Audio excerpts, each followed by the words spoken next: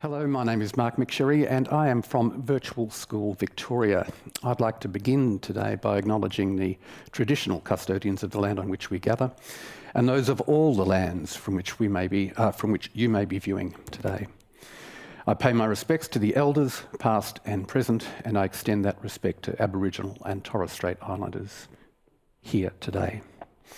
Welcome to the Primrose Potter Salon at the Melbourne Recital Centre. This session is part of the Making Waves initiative, which is a partnership between Virtual School Victoria and the Melbourne Recital Centre. Last year, we conducted a series of music composition and performance masterclasses with some outstanding professional musicians from around Australia, including Andrea Keller and her band, the Flinders Quartet, and the new music ensemble Rubik's Collective. The whole series has been made possible by the Victorian Department of Education's Strategic Partnership Program, as well as the generosity of the Hugh Williamson Foundation. This also meant that VSV, along with the MRC, could offer mentoring programs for student composers and performers who were studying music at Virtual School Victoria, and culminated at the end of last year in the annual Making Waves concert in this very spot. And guess what? We're doing it all again in 2023, but of course with a different set of artists and a different set of students. It is my privilege to be hosting this session today, where we're going to hear from three outstanding creative musicians. There are many things they share as musicians, but I'm really excited about finding out more about the diversity of approaches and the sounds that are produced by these three artists. We'll start by talking to each artist individually and hear a bit of their music and try to get to the heart of their approach. Then we're going to witness premiere performances of three separate pieces. And these pieces were created specifically for this session. And hopefully we'll see how different creative musical approaches can produce some startling results. So let's start with our first artiste.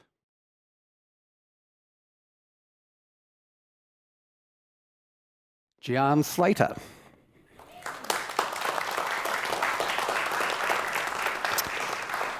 Gian is a singer, a musician, a composer, and a teacher, as well as a mum. And I'd just like to start my first question with this, is that I have always associated you with the jazz realm, or at least the jazz improvisation kind of realm in Melbourne. Is that kind of like where you see yourself fitting in? It's definitely the community that I feel the most sort of sense of belonging. Most of my musical friends are in that jazz and improvisation community, and a lot of the things that have inspired me have sort of come out of those friendships and collaborations. So yeah, I mean, the thing about, I think, most genres of music is that when you sort of dig deeper, it's more about a process and a way of making music rather than a sound of music or a style. And so my music has kind of encompassed lots of different styles, I guess, but the process and the approach is definitely a jazz improvising mentality, yeah. And I think hopefully today we'll back up that concept of different approaches to actually create music there. Yeah. Who is your audience, do you think?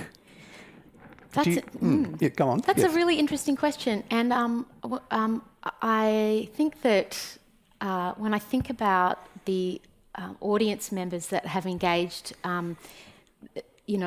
fully with my music, it's I guess it's an audience that listens for layers, that listens to what's underneath the storyline of the lyrics.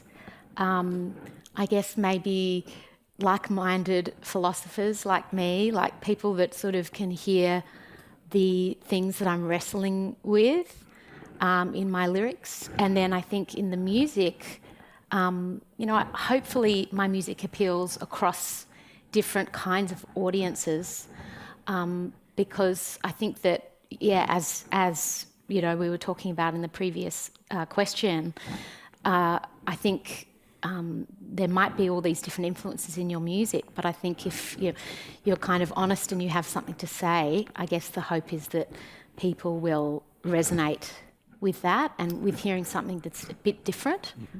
But I don't think a performer ever really knows who their audience is. Yes, yeah. So I'm assuming that in you producing music, it's not a commercial a basis of, this is going to sell, and this is from you. That's right, and I think, particularly if you do grant writing, you will be asked that question, and it's a very, very difficult question to answer. What's your audience demographic? Ooh. I mean, really, it depends on the venue, it depends on the time of day the gig is, it depends on so many things, and it's a very difficult and complex question to answer, With all that said, let's hear some of the music then. Gian is going to be performing one of her songs called Ocean Love. Just a little background just of what the song, where it came from. Yeah, so the song was one of the first songs that I wrote for a trio that I was working with, and really inspired by rhythmic concepts that came from the drummer that I was working with, a really great drummer from Sydney called Simon Barker. And I was trying to really make music for the three of us that really, I guess, embedded all of our influences into it. So this song came out of those early developments for that ensemble. And I think conceptually this song really is about, it actually really is about my love of music and how a life in music is a very complex one, and the kind of push and pull. So it sounds like a love song. It's really my love affair with music. It's really about that. What a wonderful thought. Yes. Let us now hear Gian Slater with her song, Ocean Love.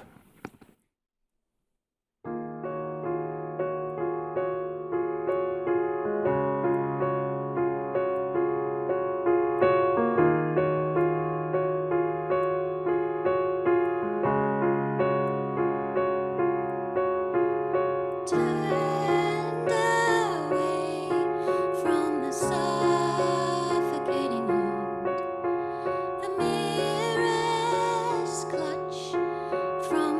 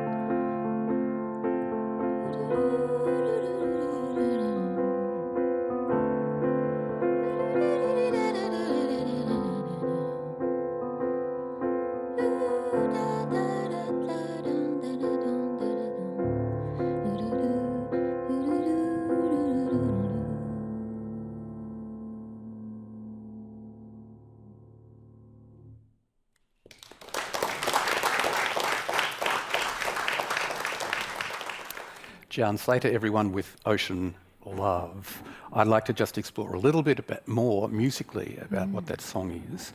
I'm going to ask the old question. You write the lyrics, you write the music. Do you write them together? Is there one first? What's the process? Generally with me, the music comes first. I think when I try to write lyrics first, my lyrics are very simplistic, and I feel like the music inspires more interesting, nuanced lyrics. But I would say that as the melody is developing, I'm usually developing sounds. So my lyrics often come from syllables and sounds that feel good, and a meaning kind of comes after a while. A meaning behind the song sort of happens after. So it's sort of an almost organic process. It sort of emerges. Using the sound as the starting. That's right, and I sort of am halfway through the lyric writing before I know what I'm writing about, and then I think, this is that. And then I might go and edit and, refine from there. Do you start with kind of piano? Is that your standard starting point? Piano is definitely my go-to, but I have really enjoyed composing from different starting points. I think that one of the things about composing on the same instrument is that after a while your hands fall into the same spots. So when I get the sensation that I'm repeating myself, that I'm always writing in the same key, or I'm gravitating towards certain shapes, I hop off the piano and I write on guitar, or I write just on voice, or different ways. Yes, a great idea, I think. Yes. That one specifically, we had a conversation earlier today, that is very intricate rhythmically and harmonically. First off, is that natural to you? Is that kind of where you're going to go to, kind of with some interesting cross rhythms, etc.? Yeah, I think I've always been searching for a way to write my music that feels. I'm sort of always searching for that non-stylistic place, and rhythm is one of the main ways that people define style. So I feel that the feel or the groove or something has always been something I've struggled with, because I like my music to feel kind of this time, and also timeless, and also jazz but also not jazz, and all of these things. And rhythm's a really great way to sort of open up a bit more of a mysterious place. So I have always been thinking about this, but it's only in recent years that I've found a language that I'm really feeling closer to. And we can, I think, explore a little bit more about that, because what I'm really interested in talking about is taking a song like that, which you've heard with piano and vocals, and then moving that into a full production with a band and sounds around it. So how about we first just look at a video of Gian with that particular song with a full band, and of course there's a video clip naturally with it. Let's have a look at the video of Ocean Love.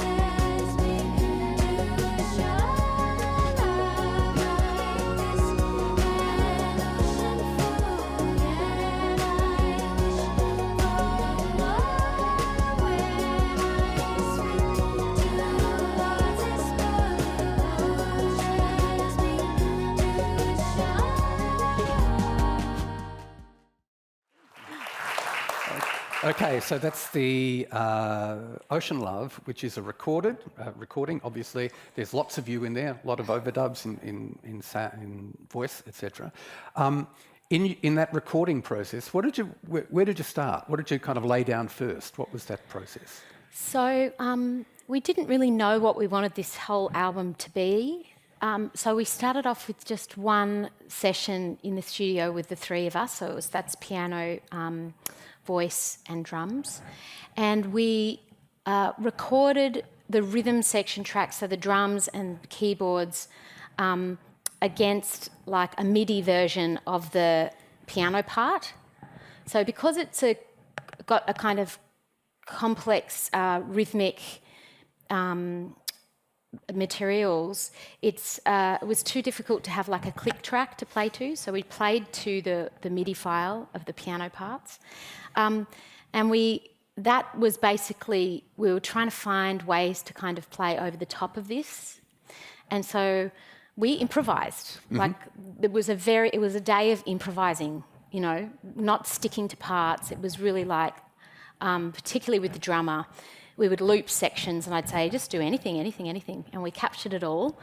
And then began the long process of sort of pulling it apart, putting it back together. How long did it take to end So it's about a 5-year process. But it's the longest time, you know, for me working on an album. And in that time, you know, I had a baby. It wasn't 5 years of solid work. And a lot of the layering and a lot of the sort of synth parts and electronic parts and vocal layering happened in little short bursts at my friend's home studio. An hour here, an hour there. Mm-hmm. My baby on my you know, tummy while I was recording a lot of the backing vocals. So it was this piecing together, and what was nice about that was every few months we'd take stock of what we had and sort of listen to all these little worlds within worlds that we'd sort of had fun developing. And yeah. Right. Now I'm going to ask you kind of, I don't know how you're going to answer this question, but here's the question. What determines the decisions you make about the overall sound? What you put in, what you leave out?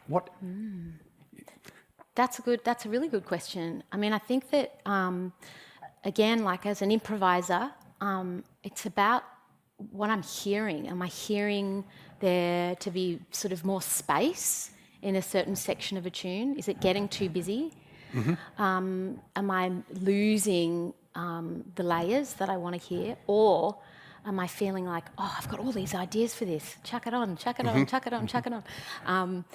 And this is where I really rely on having a really great engineer or a really good, co-producer on this particular project was the piano player, and he, you know, it's really good to have someone else when it's your material to stand back and say, there's too much going on here, peel it back. So it is a collaborative process, really, when you're putting the final things together. And putting things in the background, sometimes it's like, yeah, but I love that bit, don't put it in the background. But actually you hear the whole arc of the song and you think, yes, that makes sense. That's excellent. Yep. We're going to end with Gian at the moment here, but she's going to come back in the second half of this session. Could we all just quickly thank Gian Slater right now?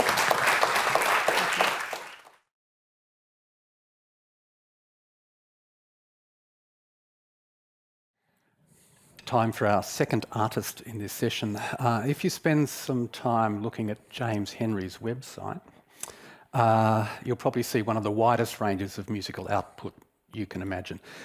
He began, they're a guitar-based singer-songwriter kind of stuff, but he's now working in producing sounds for film, for dance, for theatre, for festivals, opening ceremonies.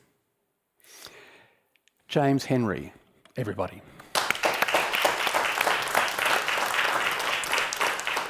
If I were to ask you how you might define your musical output these days, what would you say? Yeah, I guess it's pretty diverse. I guess if there was one thing that I'm composing under the blanket of, it's probably, representing Aboriginal culture in contemporary and traditional forms. So I seem to have a skill set that is that nice balance between being able to compose write for a bunch of different genres, but also I guess my cultural knowledge and experience has me in demand with some places and some communities, and I guess it's a chance for me to be able to continue the culture through some different genres and be able to I guess share in that storytelling tradition. Yep. And we're going to actually start there, because in a minute we're going to see James performing live on video at a festival kind of event.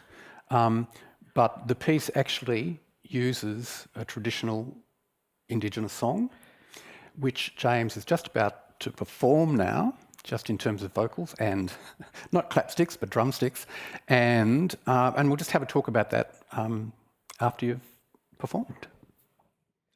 Mirando minjurugu gayowi barando mirando minjurugu gayowi barando namarino annamba mirando minjurugu gayowi barando mirando gayowi barando mirando minjurugu gayowi barando namarino annamba mirando minjurugu gayowi barando mirando minjurugu gayowi barando.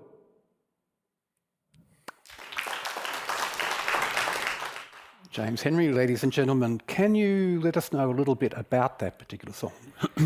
Yeah, so I wrote a series of verses which come from a Dreamtime story about how the echidna got its spines, and the story pretty much goes that there were two weebills, and then these tiny little birds, and then they saw an emu, and they threw a boomerang at an emu, and it hit the emu, and the emu hit the ground with a thud, and then the echidna, so they're all people at this time, they weren't animals yet.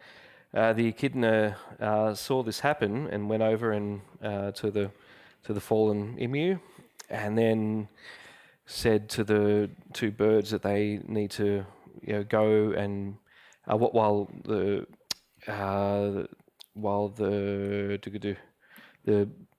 echidna cooks the emu, tells the birds to go get some leaves for the cooking, and then says, no, go further, no, keep on going. And they got so far away so that the echidna was able to cook the emu and then eat it. And then when they came back, they said, oh, you saved me any? And he wouldn't give any. So then the two birds went and enlisted the help of some meat ants. And the meat ants had all these like little meat ant sized spears. And then they went up, and then they got them to throw it at the echidna, who then ended up with a whole lot of spears in its back, and that's how it ended up having all the spines, as the story goes. So I guess it's kind of teaching people how to, they should share, really. Otherwise so you'll end up with spines in your back. Right, so there was that story, and then I ended up just writing the little parts of the story, writing verses in the style of like traditional Aboriginal songs, as far as I could gather where my mob's from, so Yarrallaroi people, northwestern New South Wales. So melodically, is that yours, or is that right? So it's melodically yours, and the words are yours as well. No. The words are like from the story. They put that together from elders who were able to record those stories down. Yep. Yeah. Okay, so now we've again, a bit like Gian before, we've heard the live version in its simplest form with just voice and, in this case, percussion. What James has done is actually taken that idea and moved it into the digital realm. We're just going to have a quick look at about 2 minutes of a live performance at Melbourne Town Hall. Do you want to just set that up of where this is?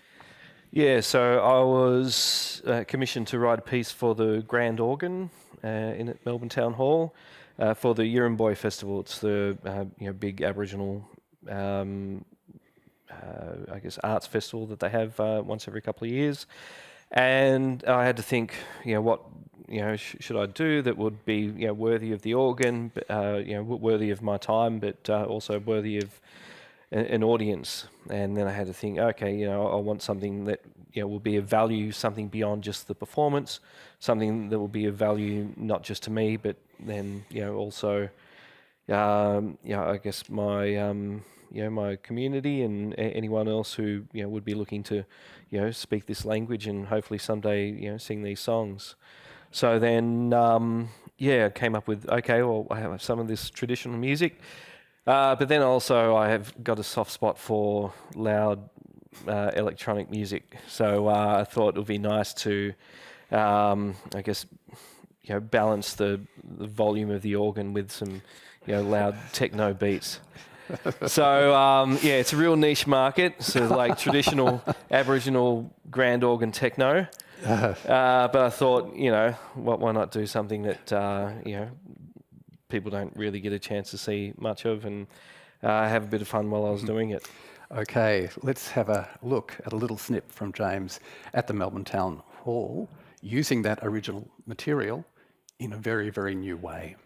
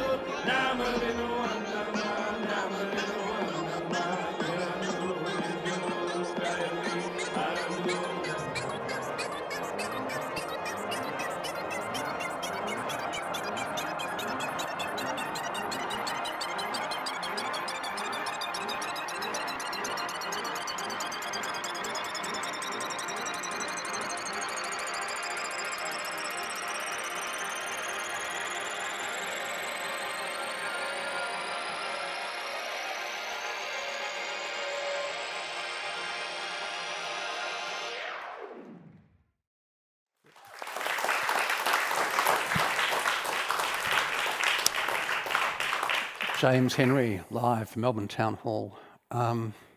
That's a big production in terms of sound, and you're singing on top of it. What are you using to produce this?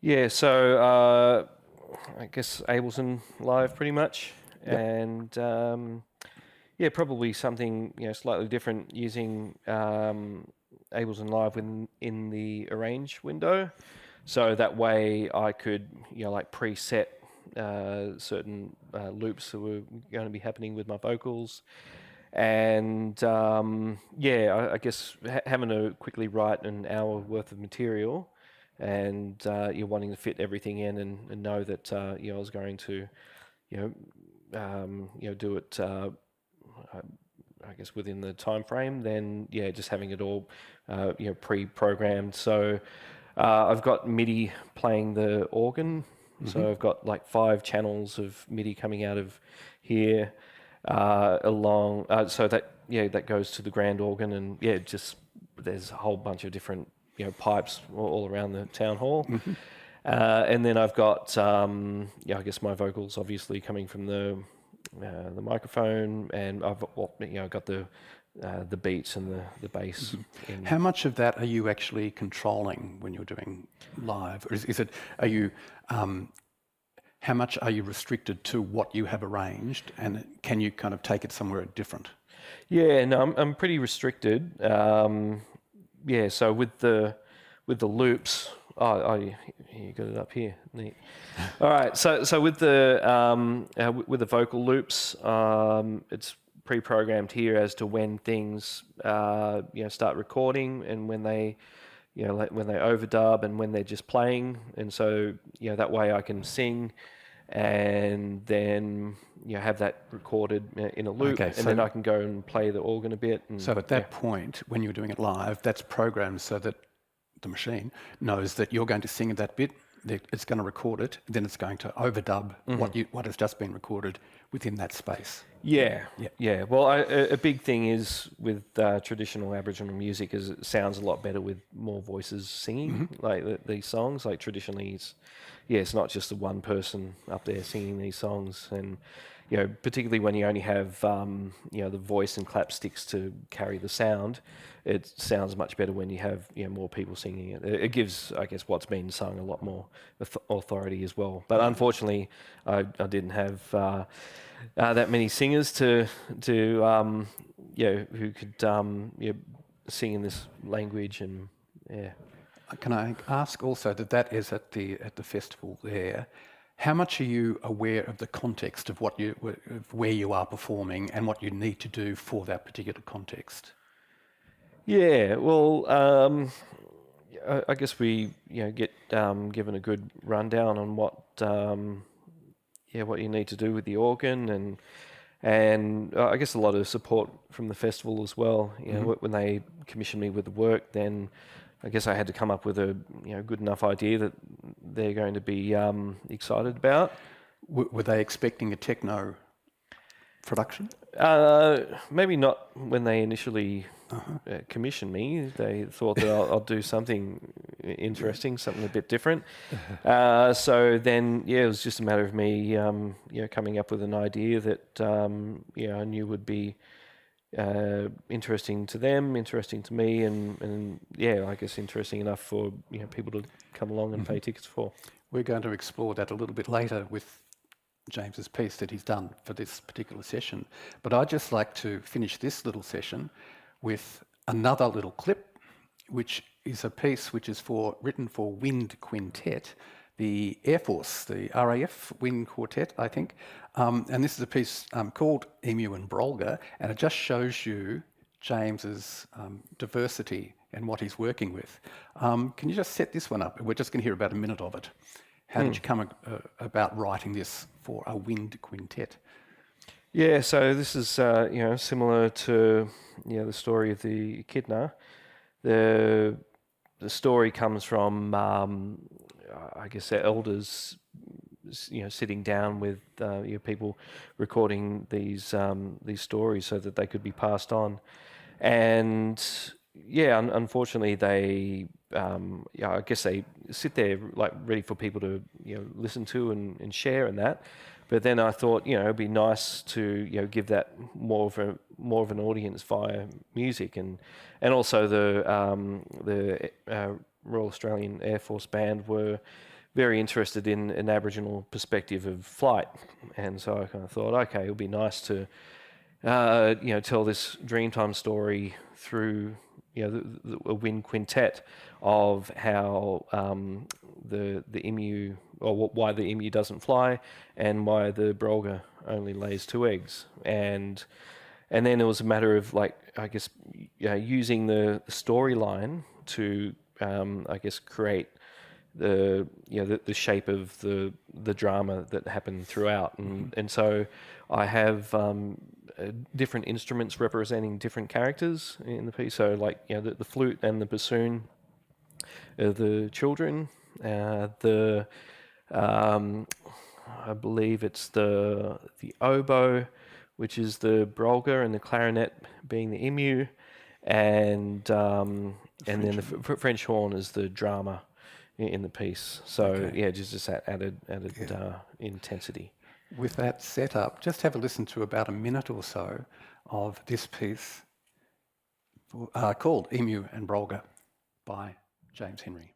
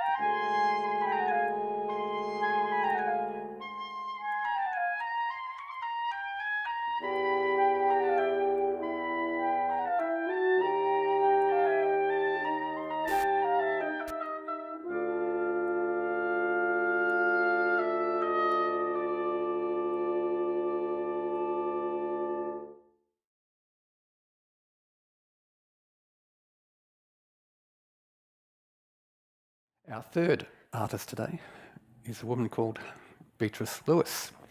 She is a multifaceted artist. She's a songwriter, she's a performer, she's a producer, working mainly in the electronic sphere.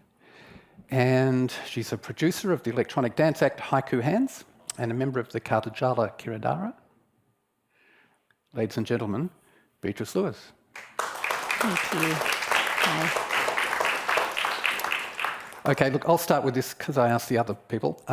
Is there an all-encompassing kind of musical category or style that you would put yourself into? I think the simplest one is electronic music. So I primarily compose on the computer. And every time I'm in an Uber and they're like, what do you play? I'm like, basically the laptop. Yep. It's just kind of weird. It's silly to say. And with that, are you a digital native? Is that kind of like where you first started? No, I started with my voice and cello, and then I wanted to get some loop pedals for my cello, and my friend was like, "No, get Ableton. It kind of has everything in it." And then that ruined my life. It's like from then on I just made electronic music. Yes, and you had to keep getting little bits and pieces to add to the Yeah, exactly. And so you didn't actually train at a tertiary level? No. Right? So you're it's a natural progression for you to be in there and to be doing electronic music. Yes. What's your audience in the main? Oh, I know, I thought that was a good question. Because I have 4 active projects that I work in, they're quite different for each act, I guess. So, and also similar to Gian, where it just depends, the venue, the festival, what time you're on. But, I think for Haiku Hands, it's a younger demographic mostly, alternative. Kartajala is people from all over, and yeah, my solo stuff is also just mainly electronic kind of festivals and things like that. And how much is it important? Well, not important. How much do you mix your live sounds with the Ableton sessions that you've actually created? Yeah, well, I'll show you what I do for my solo stuff. So basically what I'm doing, I'll have the vocal effects unit open. So I'm using these two controllers, and they are controlling 2 different vocal channels. And on each of those vocal channels, I just have a bunch of effects that I kind of turn on and play with. And yeah, I'm very much improvising most of the time. Like I sometimes know what I'm going to do at certain points, but it's just kind of playing. Yeah. And how much, it's what I asked James as well, Yeah. how much are you restricted to what you have prepared? Yeah. And then on top, or can you actually kind of change structures? Yeah, I can.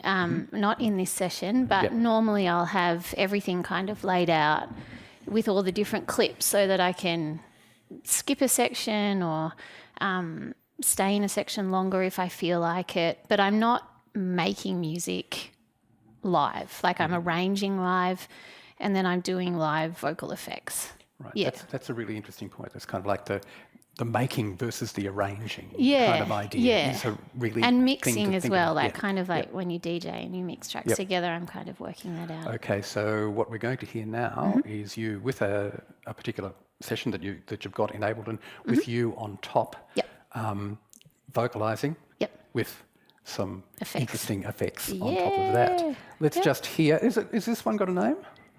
No. Okay, it's called No. No. It is the working title. I get teased about this by an engineer I'm working with. It's called If You Fall Down. But that's just like, I don't know if people write in the room, but your working titles can be quite weird. Sometimes it's just A, or whatever's going to put the song to the top. So this is just a working title. It's not finished. Yeah. Let's hear this piece by Beatrice Lewis.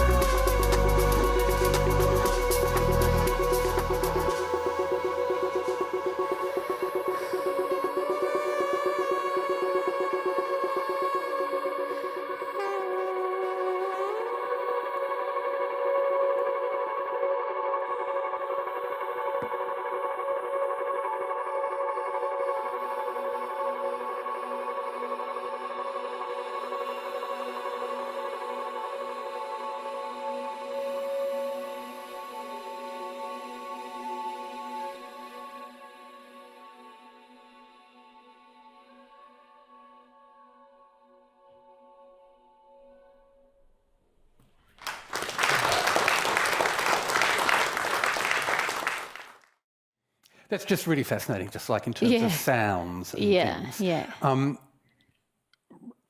Could you just maybe explain to an audience who doesn't quite know about Ableton and basically, can we just start with the filters, for example, that you're doing with your voice? Could we just kind of hear a few little things? Yeah, totally. Maybe should I just talk about Ableton for a second? Yeah, sure. Yeah, I mean, Ableton is something called a DAW, which is a digital audio workstation.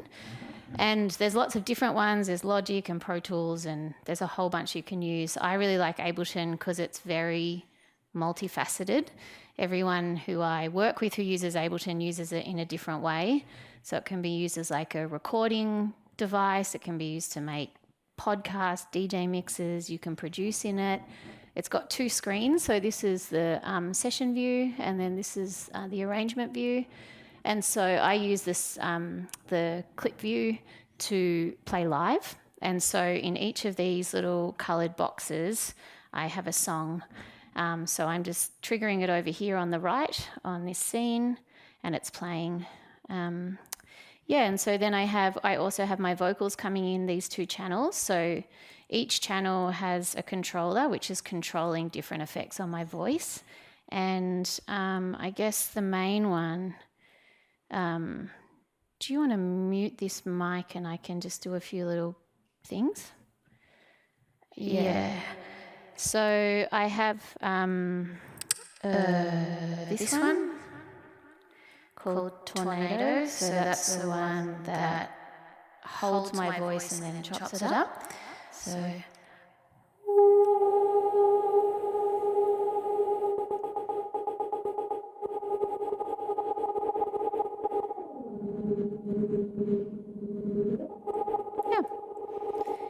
And then this one on this channel is got a whole bunch of like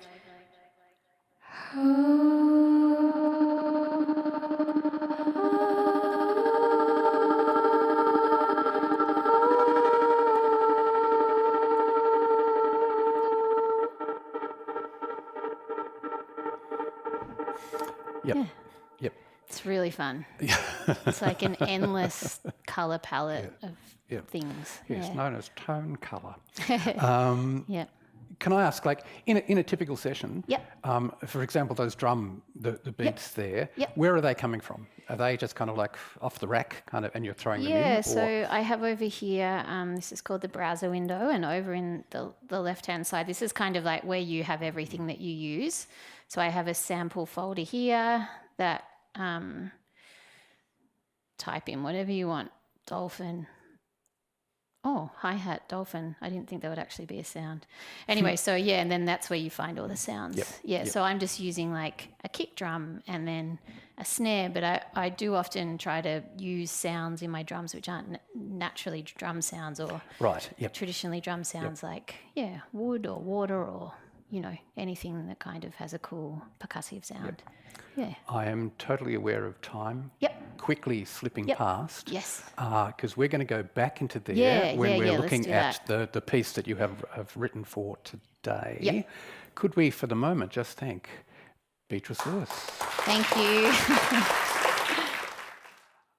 Okay, so hopefully by now you'll have a pretty clear idea of the sorts of music that these 3 artists are involved in. So let's now move into seeing the product of their creative processes when given the same starting point. Gian, James and Bea all agreed around 2.5 weeks ago to come up with a very short musical piece specifically for this session. The prompt was simply waves. They could do anything with it, anything that they wanted. And what I really like about the waves prompt is that it can be interpreted in many different ways. There's waves at sea, there's waves hello and goodbye, there are sound waves, there are waves of emotion, waves of nausea. So I'm really interested in seeing how each artist approached the word itself and what informed their creative processes. We're going to hear them all first, one after the other, all right? Then we'll try and drill down to see exactly how they were created. We're going to start with James Henry's response to waves.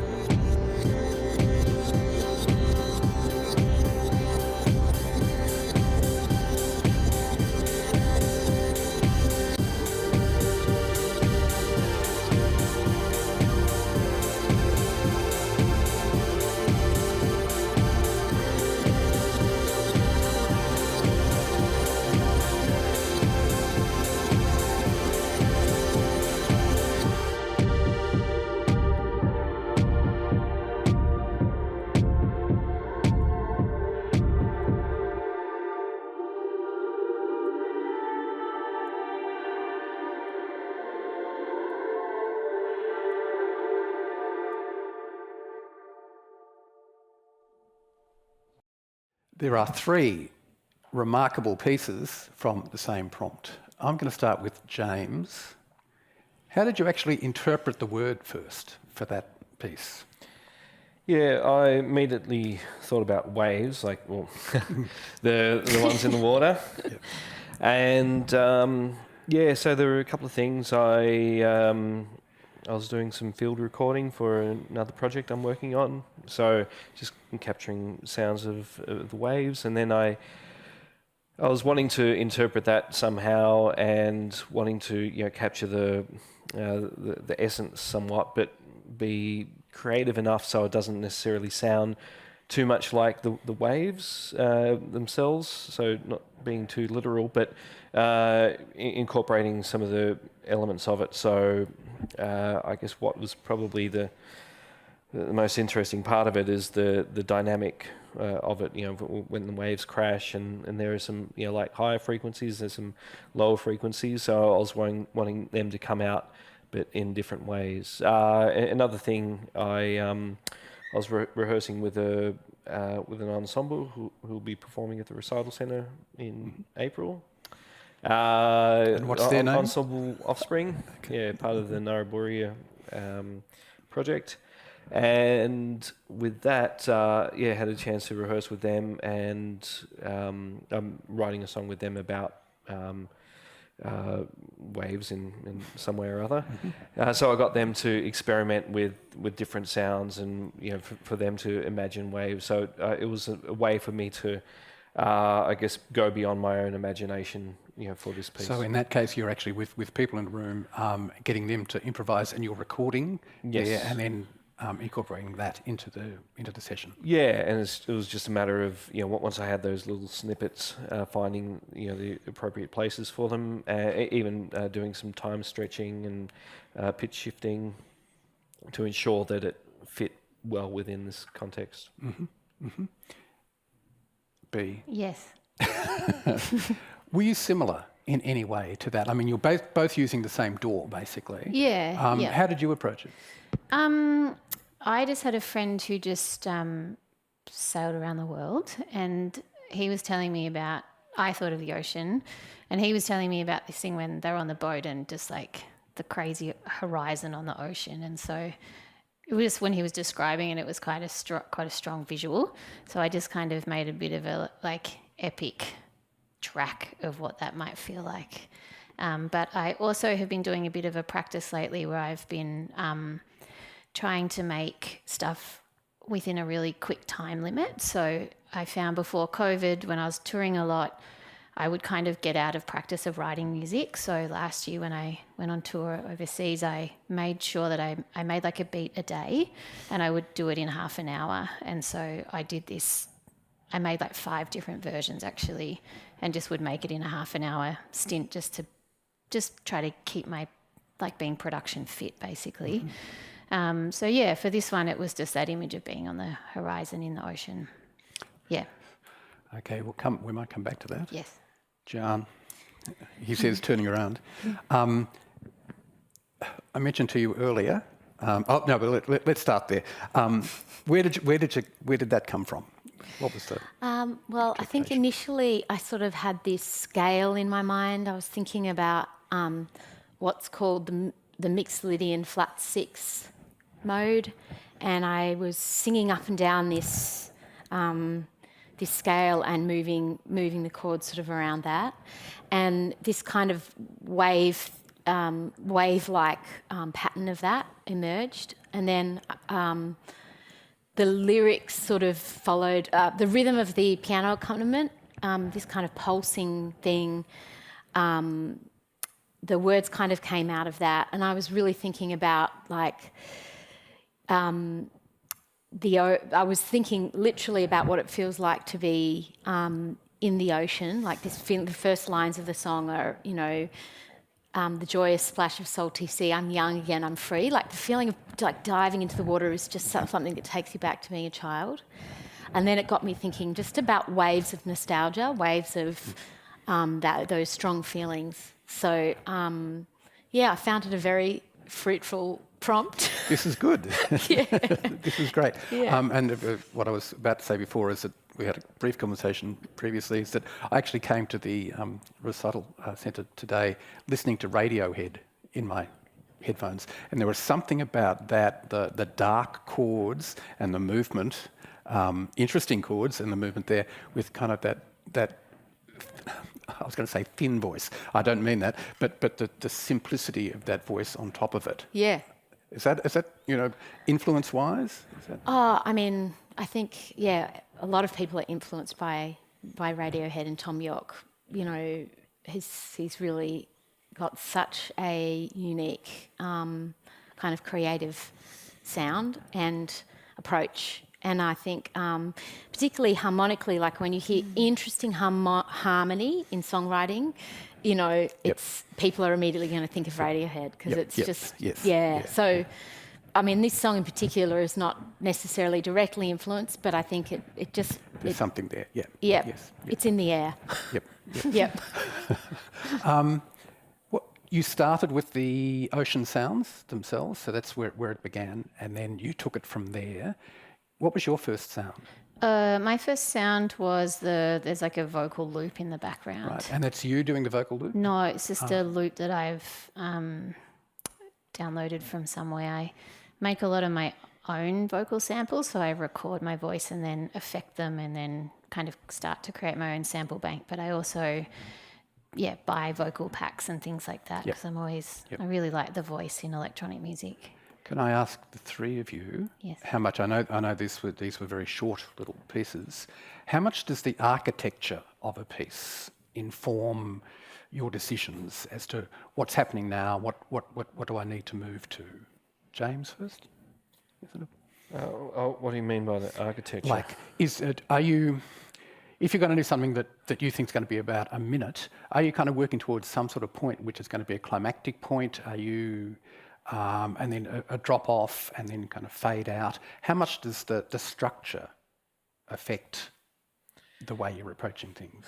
Yeah, well, I guess within the minute I decided to do something that is, I guess, related to my sound design work, where you might have a scene or some kind of transition that might go for a minute, and I guess it's something else that is probably worth exploring. So that pointed me in that direction, and then with that and sound design, for theatre, it's kind of about sounding interesting without being distracting. So there's this like balance that you have to ride by creating something that is is something different,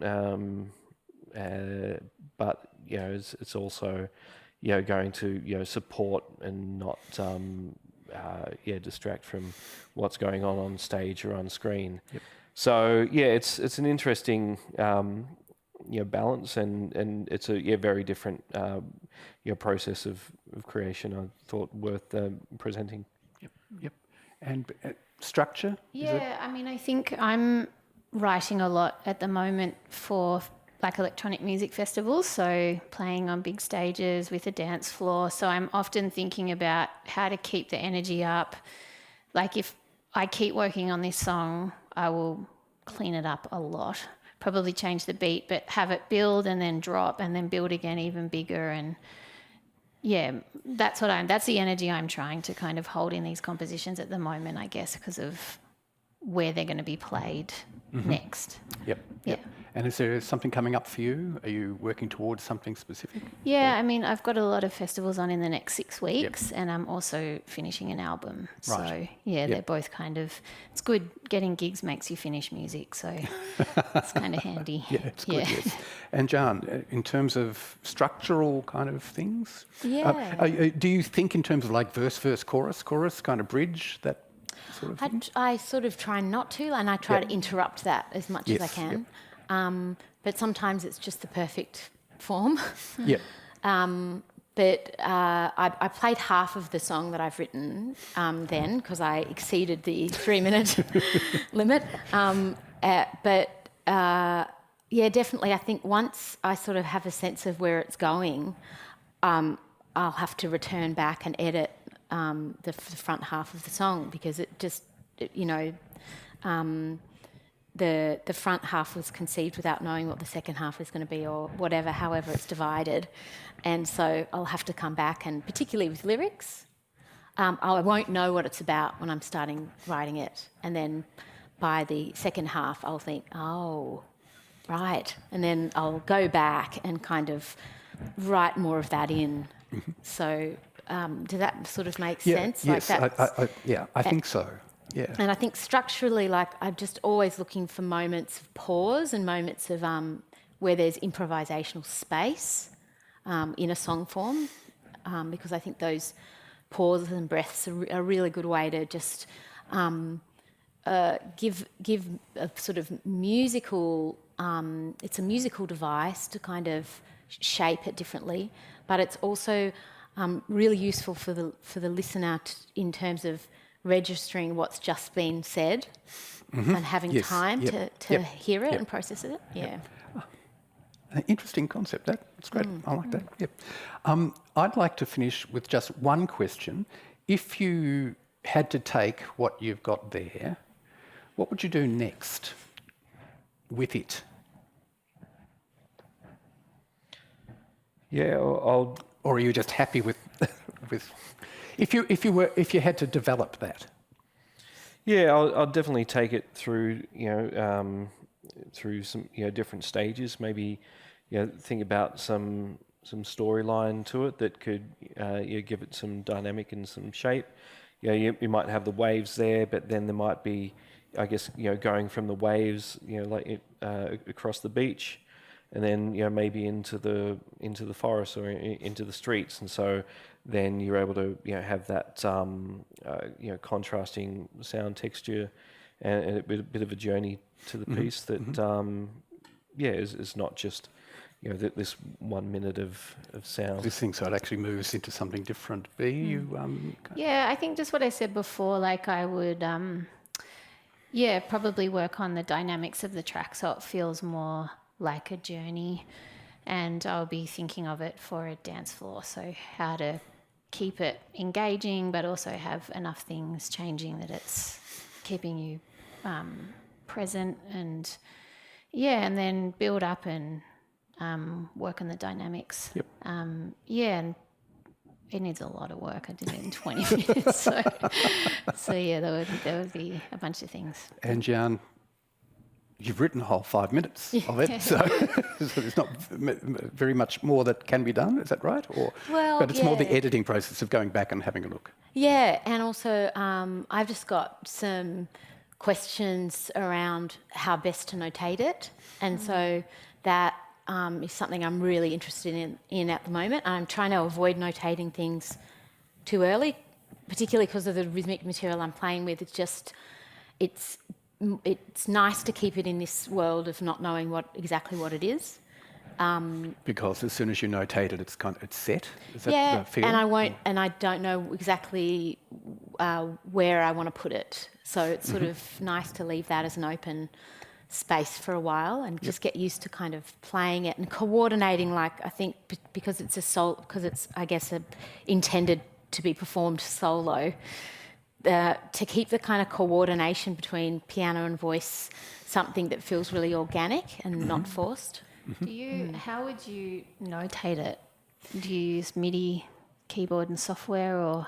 No, I usually just go into notation software like Sibelius, but I'm just working on different notation systems at the moment because I'm doing my PhD at the moment actually, and it's basically a chunk of it is about how best to notate these rhythms. Western notation doesn't always serve the greatest system and way of writing rhythm that doesn't feel complicated, but on the page it looks complicated. And so I'm trialing all these different ways of writing the rhythm and communicating this rhythmic material to the people I'm playing with without notating it in the sort of typical Western form. Yeah. So do you play to a click track, or? Sorry, I'm so curious. It's so interesting. When I'm recording? Yeah. Or when you're notating it, do you work out the BPM or the tempo or something? No, when I'm notating, I just write out the rhythms as they are. Yeah. Because I think, I know the, I guess the references for how to sort of slow it down or whatever it is that I have to do to sort of work out how to notate it. Yeah. I can notate it easily enough, but what I'm finding challenging is that when I then take that music to people, it immediately makes people go, and I don't want to put music in front of people like that too much, you know, because it doesn't feel like that to me. It feels like a really organic way of making rhythm.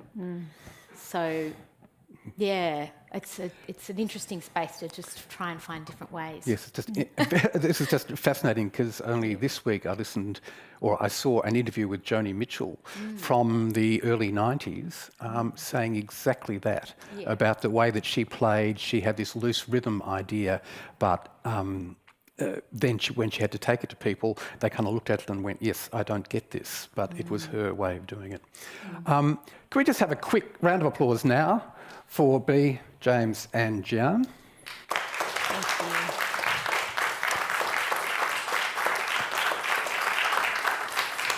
Thank you. And I'll just wrap up now because I think we could, if we really got down to it, we could go on for about another hour or two. But it's just been great to look at the creative processes of three very different people, different artists, should I say. And may I say that it has been an honour to be able to work with these three working artists. Just a few things that I need to say thanks to Fiona Webster and her team at Virtual School Victoria, always great supporters of the arts. Thank you for the expanding music team, most of whom are here today, team at VSV, and the team here at the Melbourne Recital Centre, especially Matt and Bennett and Strav and everybody on the floor today. 5Stream for recording, and especially the indefatigable Belinda Ash, who organises cajoles when needed and simply makes things happen. Thanks, Belinda.